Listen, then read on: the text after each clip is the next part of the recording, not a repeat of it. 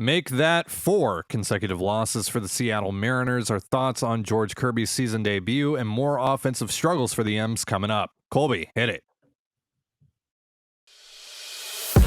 You are Locked On Mariners, your daily Seattle Mariners podcast. Part of the Locked On Podcast Network, your team every day.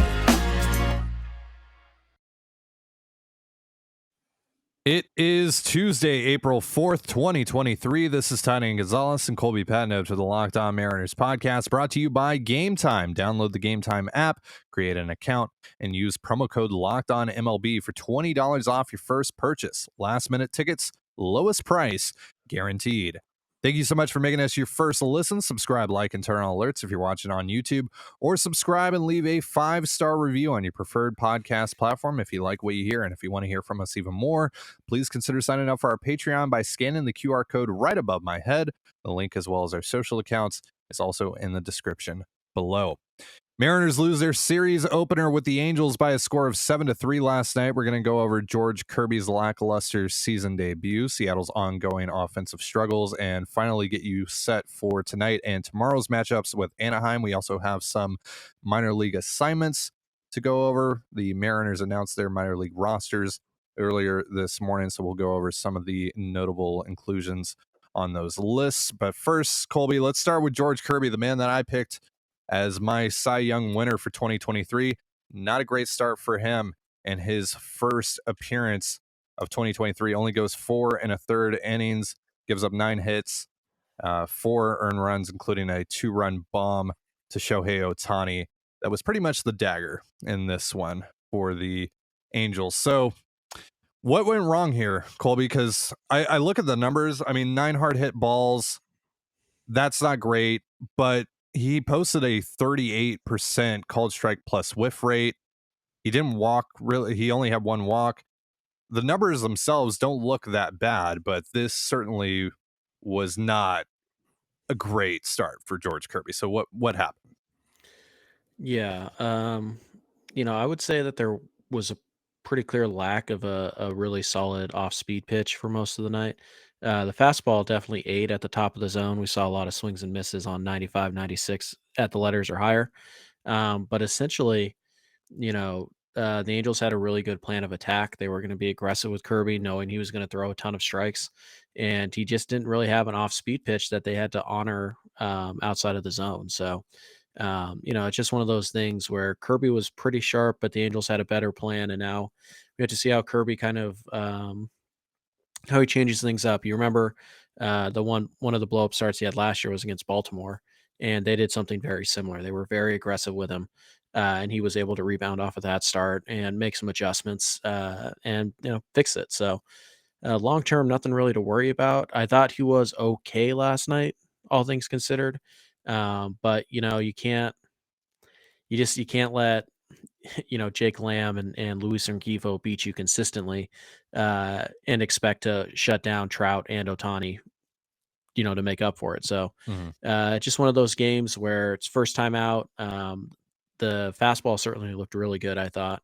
And he had a couple of really close misses that could have gone either way that probably would have changed some at-bats. But yeah, for the most part, I think this was just the Angels had a little bit better plan than Kirby did, and they executed it a little bit better than Kirby executed his plan. And you give up a couple runs to the Angels, fine, whatever, but you can't leave that changeup, middle of the plate to Shohei Ohtani. It's a good idea to throw him a changeup. Ohtani struggles. If you can get it off the plate, he'll chase that pitch. But that was just, about thigh high in the middle of the plate. And Ohtani did what Ohtani does. And that's the game changer for Kirby's entire outing. So a little bit of a bummer, but Kirby's a smart guy. He'll adjust to what the league is going to adjust to. And he'll get it figured out. I'm not overall worried. The velocity was there all night, so that's not a concern. It just kind of, where's the curveball, where's the breaking ball, and the one changeup that kind of got away from him. Yeah, that's the one downside of being, as much in the zone as Kirby is that if you're not absolutely pinpoint and can't overwhelm hitters, an aggressive game plan from your opponent can come back and bite you, especially when you throw hard, because there's naturally going to be a lot of hard hit balls with that if guys can make contact and square the ball up. So That's just kind of what we saw last night out of Kirby. It's nothing that I'm too concerned about. Like you said, we saw a couple of starts like this last year, and this is just going to be one of those isolated, starts this year as well. So, not too concerned about that. We'll see how he rebounds in his next start against Cleveland in Cleveland. So, last night you tweeted from the Locked On Mariners account, missed cookies. That was kind of the story for the Mariners offense last night. They did score 3 runs, but they left a lot more out on the table, right, Colby? Yeah, it's just a bummer. I didn't think Detmers was all that good last night. He was No. okay, but he left a lot of, pitches in the middle of the plate, and the Mariners would constantly foul them off or pop them up. They missed a lot of really, hittable pitches, and that didn't change when the Angels bullpen came in. Tapera threw a couple of just hanging sliders in the middle of the plate, and they just popped them up. And they're doing it at the worst possible time. They haven't really had an issue getting guys on base per se. They've had created a lot of opportunities. They just haven't gotten through. They haven't come through. It's not so much the runners in scoring position, batting average stat, which is horribly misleading anyways. But it's when you get a guy like Ty France on third base and nobody out, and you go strikeout. You can't have that. I mean, especially when you're a team that's supposed to crush lefties and you have your 2 lefty crushers up there, and you go strikeout in that situation.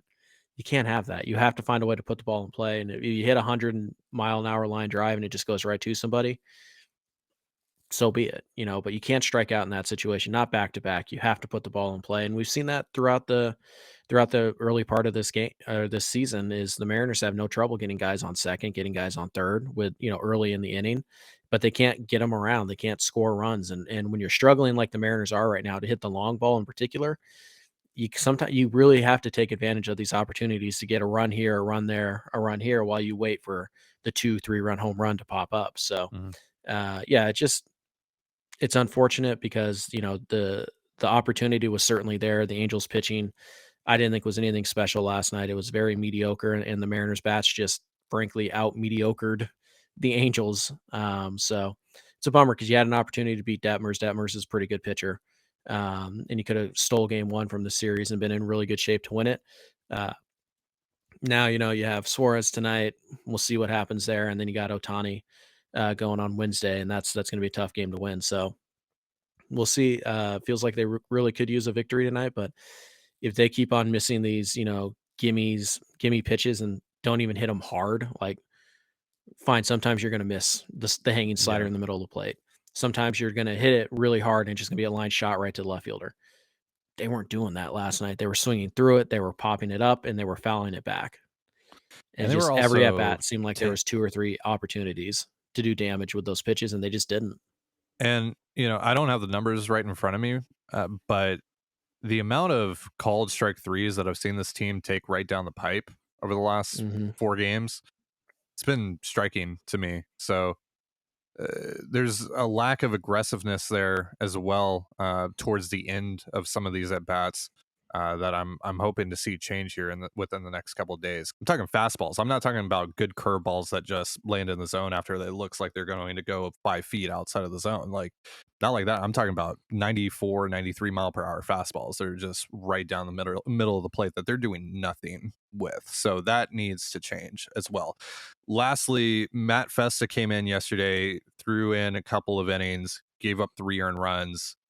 I know you said that he's kind of on your short list now for guys that might be on the bubble of the roster if this continues for him. What's going on with Matt Festa? It's just a lack of control and command right now. First time he went out there, he really struggled to find the strike zone. Last night, I think he walked 3 guys in his outing. Like Festa is not a guy who can overpower you. He's only 92, 93 with the fastball.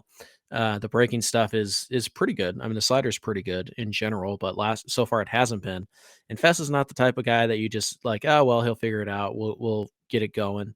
No, Festa is the guy who, if he doesn't figure it out soon, you have to go look for a replacement. Now, it doesn't have to be today, but he has a couple more outings where he's working deep counts constantly, and he's walking guys, and he's leaving his slider in the middle of the plate.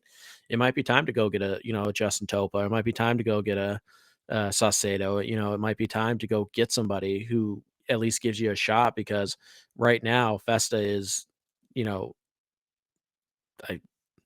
he's kind of a walking white flag off of his last couple off of his last 2 appearances. So Mhm. it's tough to trust him right now, and you want to. You were hoping he would take that next step for you, and so far it hasn't happened. It doesn't mean it won't, but yeah, I mean, I'm not going to sit around and watch Matt Festa struggle for 5, 6 appearances in a row in the hopes that he'll figure it out. He hasn't earned that. So Right. we'll see what happens in his next couple outings. I'm assuming he'll get a couple days off here, but um, Yeah. it's a bummer too, because Penn Murphy came in and Penn Murphy's look great. So Mhm. Yeah, it's just the natural roster churn of bullpens on a year-to-year basis. Like we said, it's so hard to predict what these guys are going to do. Even the high-end guys like an Andres Munoz or a Paul Sewald or someone like that. You never know. So, Fest is just kind of one of those guys where you thought maybe he could take another step, and that just hasn't happened so far. It doesn't mean that it won't happen, but it just hasn't happened yet. All right, so we're going to be talking about tonight and tomorrow's games against the Angels in just a moment. But real quick, a reminder: this episode of Locked On Mariners is brought to you by Game Time. Buying tickets to your favorite events shouldn't be stressful. Game Time is a fast and easy way to buy tickets for all the sports, music, comedy, and theater near you. With killer deals on last-minute tickets and their best price guarantee, you can stop stressing over the tickets and start getting hyped for the fun you'll have. So forget planning months in advance. Game Time has deals on tickets right up to the day of the event. Snag the ticket without the stress with Game Time. Download the Game Time app, create an account, and use promo code LOCKEDONMLB for $20 off your first purchase. Terms apply. Again, create an account and redeem promo code LOCKEDONMLB for $20 off. Download Game Time today. Last minute tickets, lowest price, guaranteed. And you're listening to the Locked On Mariners podcast. Thank you again for making us your first listen. Before we get into our preview for tonight and tomorrow afternoon's games against the Angels, let's talk a little bit about our fundraiser that we are running right now with Feeding America. Over the weekend, we didn't get really any donations, but yesterday you guys made up for it and then some. I want to shout out a few people here that made some donations.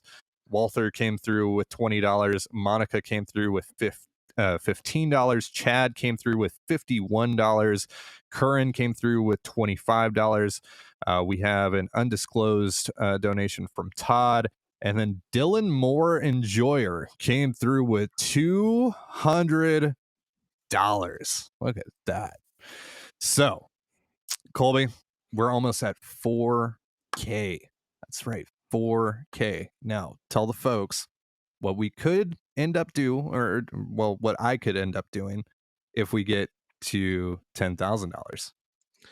yeah, guys, if we get to $10,000 by the end of the month, which is asking a lot, but we've been blown away by the support so far. So we figured, why not throw it out there and see what happens. But if we get to $10,000 by the end of the month, 100,000 meals raised.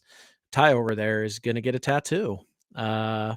Yes, we're going to get to pick where and what. No, no. Ty gets to pick all that. No. Yeah, You Ty's not giving us sickos are all the not control. getting that control. Yeah, no. Right. But if you guys want to see Ty get a tattoo, and yes, of course he's going to film it, and yes, of course we'll put it up on YouTube and Twitter and all that stuff. If you guys want to see that happen, consider donating. You can scan the QR code right there. There's a link to our fundraising page in the description of everything we post. There's tweets that I think I pinned on our Twitter. So yeah, there's a lot of ways to help out. So if you guys want to make a direct donation to Feeding America, that'd be awesome. They can turn $1 into 10 meals. So when we raise $4,000, which looks pretty clear like we're going to get to, that's 40,000 meals. There are 34 million people in this country who suffer from food insecurity. 9 million are children. We can make that number a lot lower. So scan the code, click the link, go donate. Or if you can't donate and you want to help out, Ty and I are donating 10 cents for every new subscriber we get this month. So just click the subscribe button on YouTube, and you've donated a meal to somebody who needs it. So Ty's really bad at pantomiming. So click it now. Do it. Yeah. Do it now. Or scan it. So scan the QR code. Yeah. Yeah. Again, thank you guys so much. The support so far has been, really overwhelming, and it's awesome to see. You guys get behind this, and let's finish out strong. We've already blown past our blown past our goal, but let's see how far we can push this thing, and I Right. think we can push it pretty far. Also, real fast, guys, if you've already donated and all that stuff, thank you very much. But do keep in mind, we are giving away a Mike Cameron autograph card and a Cal Raleigh autograph card at this point.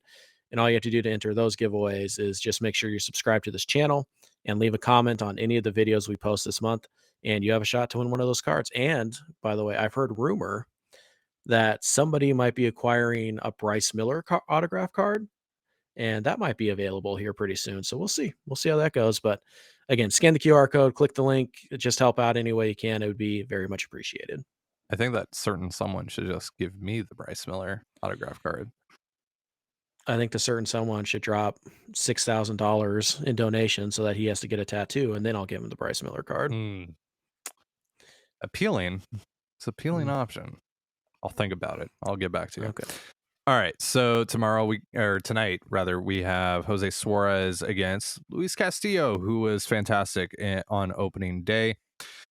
So what are your expectations for tonight, Colby? Oh, Mariners probably find a way to lose. It's over.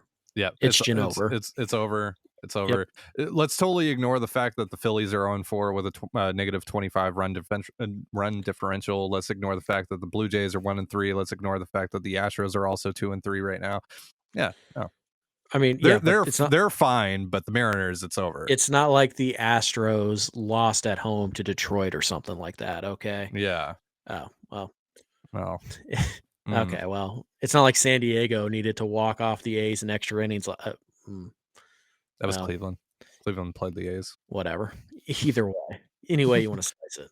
Yeah, it's still really early, guys. Yeah. He's making up games now to prove his point, obviously. So yeah, obviously you need Luis Castillo to be the stopper here. This is what you acquired him to do. And it's a good lineup. So we'll have to see how he handles Ohtani. The changeup could be the key with Ohtani. We know that that's a way you can get him out. Pitches that break away from him typically give him issues, and we saw Castillo use the changeup a lot. Effectively in his first outing. I think he's going to need it tonight. And then we'll see what the slider looks like. It's a pretty right-handed heavy lineup still. So I think you also need to see the slider, particularly against Trout and Ward. So this is why you acquired Luis Castillo, to stop losing streaks before they get out of hand. And with the matchup against Suarez, the number 6 starter for Anaheim, it should benefit the Mariners, but the Mariners have had the pitching advantage in the last 4 games. At least 3 of the last 4 at the very least, and they've lost all of them. So yeah, you need Castillo to go out there and be great. But what you really need is you need the offense to go out there and look like a competent offense for more than an inning in this game. So, Suarez got some stuff. He's certainly no pushover, but this is a guy that you have to be able to beat. And, maybe knowing that they only have to score, 3 runs to have a really good shot to win this game, maybe that takes some of the pressure off. I don't know. But at the end of the day, you just got to start hitting. Like it's really that simple. But I think the Mariners have a good shot to win this game. But, it's baseball. You never know. Well, on the topic of offense, does this offense have any chance against Shohei Ohtani tomorrow?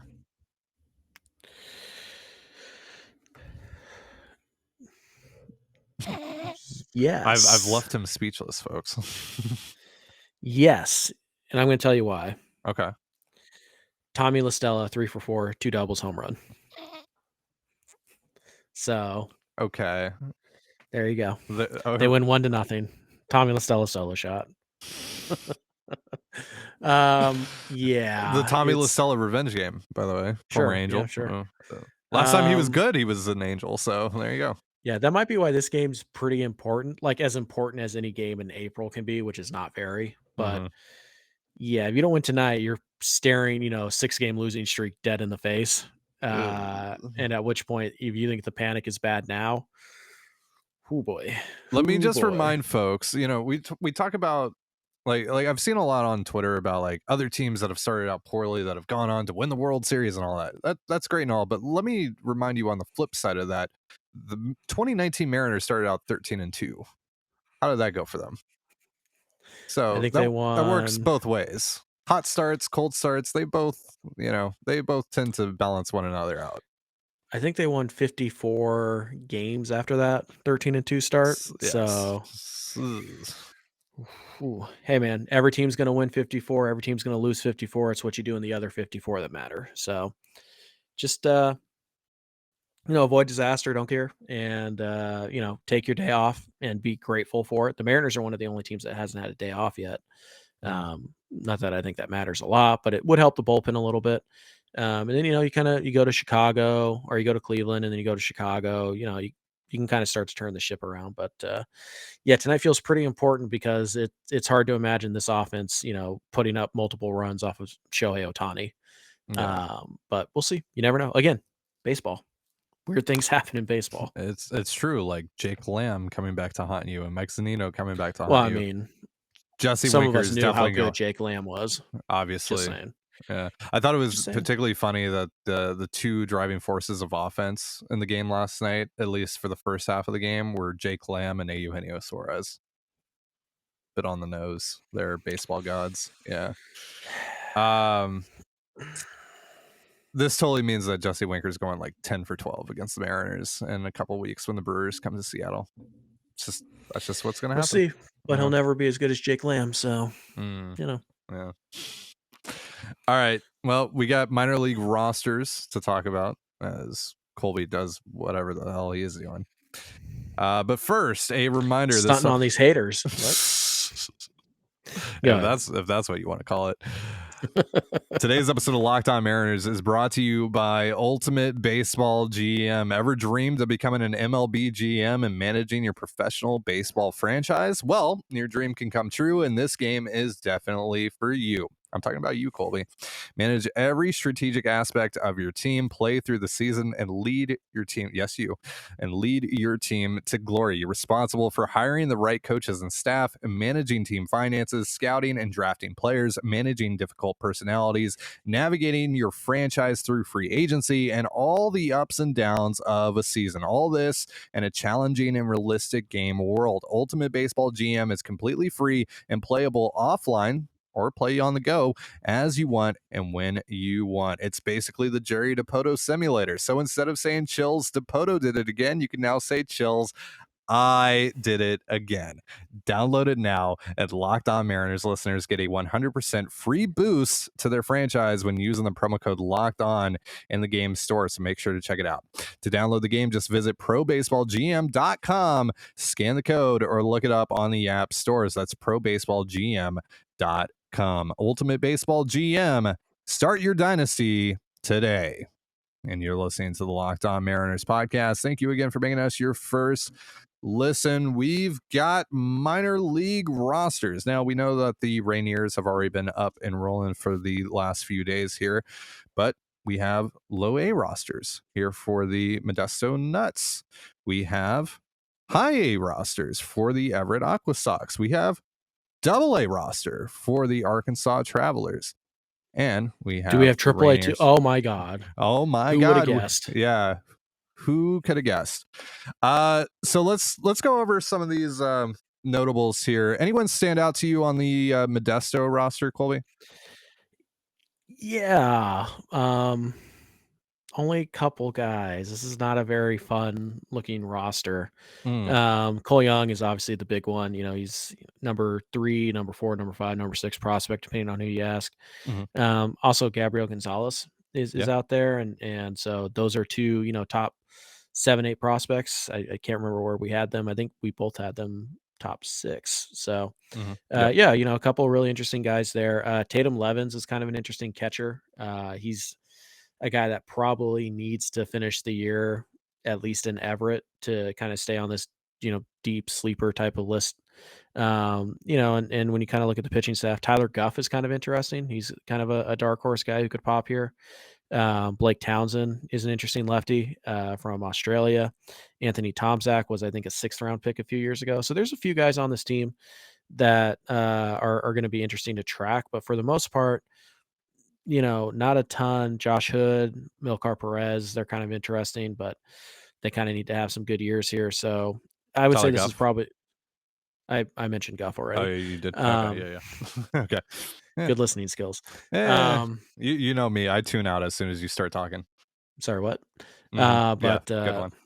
yeah, I would say this is probably the weakest roster of the bunch. The least exciting is how I would claim this. But Sure. there are a few guys, and Cole Young is certainly a guy who has an opportunity to move pretty fast here. So it's going to be worth watching Young's performance in Modesto because he could come up he can come up to Everett pretty darn fast if he hits here. So there's maybe a handful of guys that are really worth watching on this roster. Is it Guff or is it Goo? Like, I think it's Alex, Goff, like or I think Alex it's Goff. Magoo. Okay, it's Guff. Yeah, because I've I'm never pretty sure actually it's heard Goff. it pronounced. I've just Yeah. kind of guessed. All Also, right. Michael Morales getting his second shot in this league. Hopefully, it goes a little better than last year. Yeah, hopefully he can make his way up to high A in short order. Speaking of high A, we got the Everett roster here. Harry Ford highlights this list. We also have Tyler Locklear, Axel Sanchez, Hogan Windish, who we really like. Who else on this list stands out to you, Colby? Jonathan Clase is pretty interesting. Joaquin Mhm. Cabrera has got some helium in the Mariners circle. They seem to think that he might be a guy, probably a fourth outfielder ceiling, but he's interesting. Mhm. Charlie Welsh is kind of a fun prospect. Pinch hitting extraordinaire at Arkansas, and he's been okay in the minors. They think maybe the bat might be real there, so he's kind of an interesting guy. Sam Carlson finally makes the jump to high A ball after spending the last couple of years in Modesto. So that's pretty fun. Logan Reinhardt is a guy that I like as a deep sleeper. Juan Mercedes is another pretty interesting deep sleeper. This is a pretty fun roster. Again, I think your starting infield's probably going to be Locklear, Parker, Sanchez, Windish with Ford catching. That's pretty interesting. That's a fun little infield to go watch. And Clase is going to run around. He's going to steal some bags. And hey, you know what? Alberto Rodriguez actually looked pretty good in some limited spring training at bats. So maybe he's figured something out. This is a pretty interesting roster. And there's even a few fun arms. So I think this is actually a pretty fun roster to go up and watch some minor league baseball. If you're in the Everett area, I would go watch some of these games. There's quite a few future big leaguers on this roster. Yeah, to me, this is the most intriguing roster because there are a lot of guys that really we aren't super sure on just yet. And I think we're going to get a lot of clarity out of a lot of these guys this year in 2023. So that's one that I'm going to be keeping a close eye on. Looking at the Arkansas Travelers roster, Bryce Miller. Holy pitching, Batman. Yeah. Holy pitching indeed. We got Isaiah Campbell. We got Perlena Barroa. We got Bryce Miller. We have Devin Sweet. We have Juan Ten. We have Brian Wu. The list goes on and on and on. What AJ Puckett? Yeah, not much on the offensive end of things. But Patrick Frick is here. Spencer Packard is here. I could have sworn that he was no longer with the organization. I think you were thinking of the same thing that I initially thought because I had the same Utah thought. Jones? Yeah, I'm thinking of Utah Jones. Yeah, 80 great name. 80 great name. There you go. Patrick Frick, also a really good name. Also from the same draft class, right? Mm-hmm. Yeah, I believe so. So, yeah, what do you think about this roster outside of the pitching? Probably the bat that stands out is Robert Perez Jr., Bobby Bombs, making the jump to Double-A. Yep. Listed as an outfielder. That seems optimistic. Yeah. that seems optimistic, but good way to put it. We'll see. I love Bobby Bomb, so yeah. But that is a big step for him. This roster it's all about the pitching. Yeah. I mean, we're Baroa, Campbell, Haber, Hancock, Kolek had a really nice year last year. Yeah. Travis Kuhn. Yeah. Travis Kuhn, Bryce Miller, AJ Puckett was a guy who put up insane spin rates in his workout this winter. Yep. Devin Sweet is a personal favorite of mine. There's a lot. Brian Wu, Wantane. There's a lot of pitching on this roster. Benanishko as well. There's some folks that really like him. There's some fun. Yeah, there's definitely some fun guys here. But you kind of look offensively. Logan Warmoth was a former first round pick. He's kind of interesting, but not really. This is a team that pretty much offensively, if you're going to watch this team, you're going to watch Robert Perez Jr. and maybe Spencer Packard. Packard might have a shot to be a fourth outfield type, but you're going to watch pitching. If you're going to go watch an Arkansas Travelers game, they're gonna have to try and win a lot of 3-2 games because the offense, not a lot to look at, but that pitching staff, good Lord. So lastly here, we got the Rainiers roster. Like I said, they've already been up and running here for the last few days. some This one's kind of interesting. fun. Yeah, this one is fun because there's actually prospects that Yeah. you'll recognize on here. It's a good mix of veterans Mhm. and like 4A types, but also some really interesting prospects. This is a fun roster. Yeah. So Zach DeLoach, top Mhm. prospect, Zach DeLoach, obviously on this He had a nice roster. little spring, by the way. Yeah, Taylor Dollard made his first start the other day, only threw a couple of innings, but he's the most notable piece on that Rainier's rotation that right now is featuring guys like Easton McGee, Tommy Malone, Darren McCacken as well. We got Jacob Nottingham is back with the club, and he is on Sheriff, baby. this Rainier's roster. Brian O'Keefe, who I got a chance to interview yesterday. That interview is coming out tomorrow. That's going to be our episode for tomorrow. But Colby, the guy that we wanted to talk about here is Nick Solak because the Mariners acquired Solak via trade from the Reds the other day for cash considerations. Hold up. The guy that we wanted to talk about? Yes, Which one of us wanted to do an emergency pod and which one of us said no? I was literally, that was my last day in Which New Mexico. one of I was us not going to wanted to waste talk? my Which last one of day in New us? Mexico on a Which 4A one of player. us wanted to talk about this yesterday, and who said no? Wait, yesterday? Yesterday was mailbag. Yesterday was just mailbag. So no one asked This about takes precedent. It's a no one asked 40-man about roster Nick move. Solak, which means that It's a you're the only one that 40-man cares move. about Nick Solak. Ah, see, so you didn't want to talk about him. You said you didn't care. So, all right, well, fine. When Nick Solak wins a game for the Mariners this year, you can thank me later. That's all I'm saying.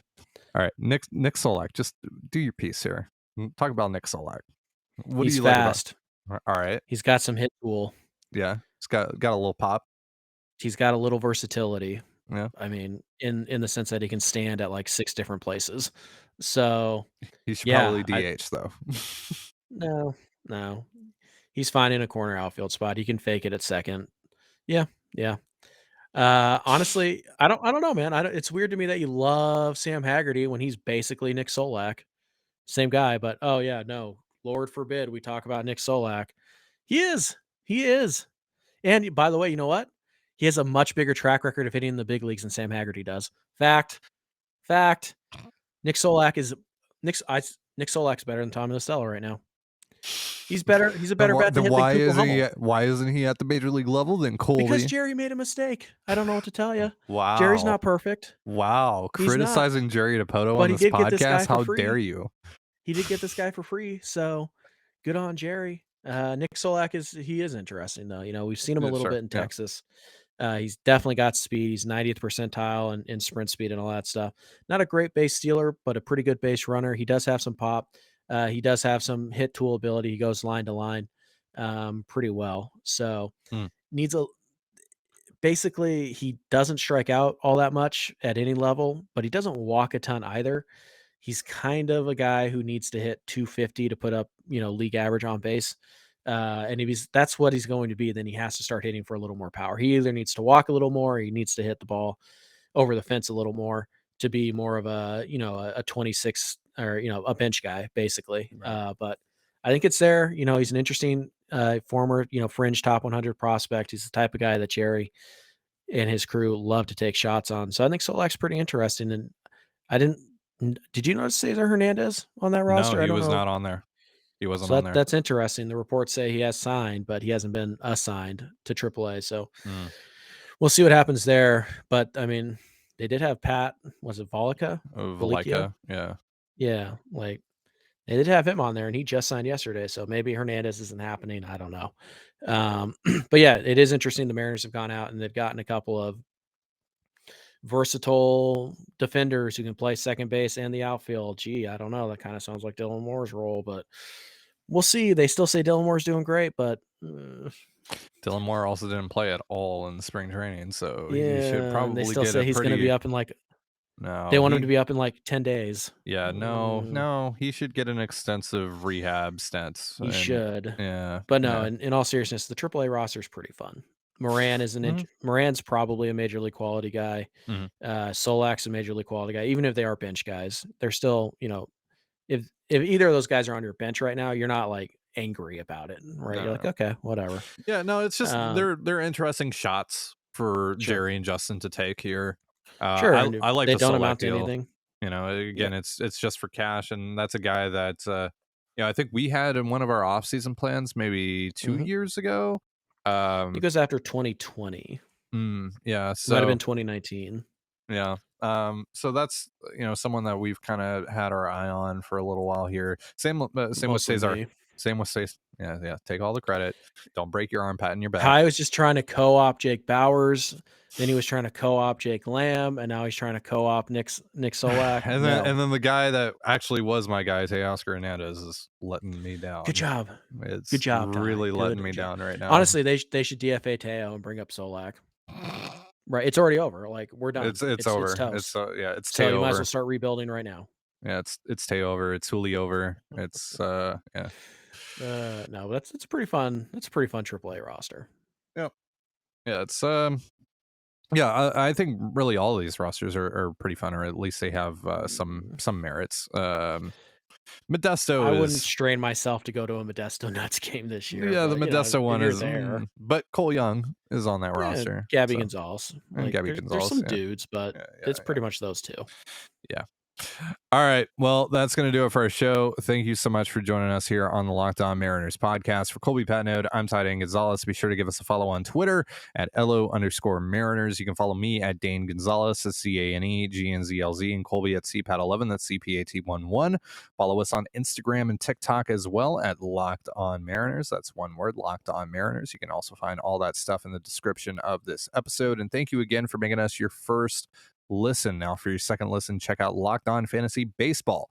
Win your league by listening to Matt and Dom every day as they bring you the best fantasy draft strategies. It's free and available wherever you get your podcasts, just like us, part of the Locked On Podcast Network, your team every day. And with that, have yourself a beautiful baseball day, and we'll see you tomorrow. Peace.